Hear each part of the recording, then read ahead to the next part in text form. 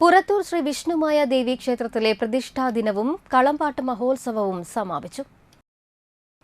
ബുധനാഴ്ച ഗണപതി ഹോമം, വിശേഷാൽ പൂജകൾ, കലശപൂജ, അഭിഷേകം, രക്ഷസിനും നാഗത്തിനും പത്മമിട്ട് പൂജ എന്നിവ നടത്തി. ചടങ്ങുകൾക്ക് ക്ഷേത്രം തന്ത്രി രാജേഷ് ശാന്തി മുഖ്യ കാർമ്മികത്വം വഹിച്ചു. രാവിലെ 10 മണിക്ക് മുത്തപ്പന് കളം, വൈകിട്ട് ഭഗവതിക്ക് കളം, വിഷ്ണുമായ സ്വാമിക്ക് രൂപക്കളവും നടത്തി. കാരയിൽ തേവർ ക്ഷേത്രത്തിൽ നിന്നും താലം, ചിന്തുപാട്ട്, തകിൽ, മേളം എന്നിവയുടെ അകമ്പടിയോടെയുള്ള എഴുന്നള്ളിപ്പും ഉണ്ടായിരുന്നു. ക്ഷേത്ര സംരക്ഷണ സമിതി ഭാരവാഹികൾ നേതൃത്വം നൽകി.